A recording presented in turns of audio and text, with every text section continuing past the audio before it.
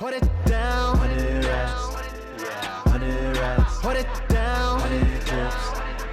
100 clips. Put it down. 100 racks. 100 racks. Put it down. 100 clips. 100 clips. Put it down. Finding myself, gaining my wealth, aiming in stealth, raising up hell. Our mothers is crying, our brothers is dying. Are we even trying to?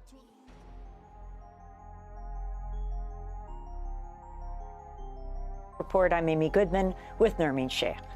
We turn now to the dramatic deterioration in the situation in the Democratic Republic of the Congo, where rampant violence of armed groups has displaced more than 500,000 people in recent months. Overall, more than 1.7 million people have been forced to flee their homes. The Democratic Republic of the Congo is also experiencing the largest hunger crisis in the world, with 25 million people facing starvation. The humanitarian response has so far failed to address the crisis. Can you lay out the crisis as you see it in DRC and what the world needs to know, Jan? The crisis is beyond belief, really. It's the worst hunger catastrophe on Earth. Nowhere else in the world is there more than 25 million people experiencing violence, hunger, disease, neglect. And nowhere in the world is there such a small international response.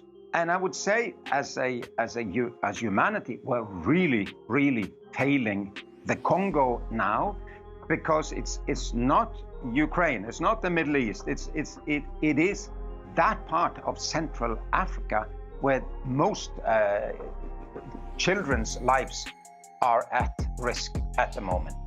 In fact, the DRC produces nearly 3/4 of the world's cobalt, an essential component of rechargeable batteries powering laptops, smartphones, and electric vehicles. The reason I bring this up, we just interviewed Siddharth Kara, who wrote the book Cobalt Red. He said the public health catastrophe, on top of the human rights violence, on top of the environmental destruction, is unlike anything we've ever seen in the modern context. The fact that it's linked to companies worth trillions and that our lives depend on this enormous violence has to be dealt with.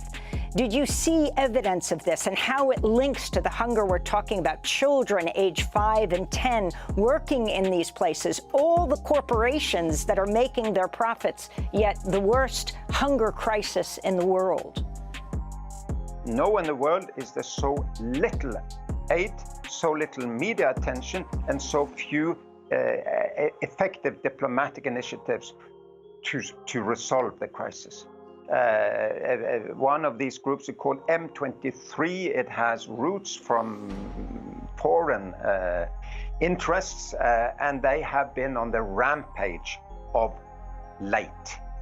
Women talk about tremendous sexual abuse, mass gang rape when they go out of the camps to collect firewood or do any other necessary business. What really shook me this time was to see people who had walked on their feet back from Uganda to where they fled violence 2, 3, 4, 5 years ago, coming back to Ituri and saying, we were starving to death now in Uganda because no one's feeding us there anymore as refugees. We came back here. It's better to die in our ancestral land than to starve to death in a foreign land. And these women, had all stories of sexual abuse. Jan Egeland, Secretary General of the Norwegian Refugee Council, speaking to us from Oslo, Norway, just back from the Democratic Republic of the Congo.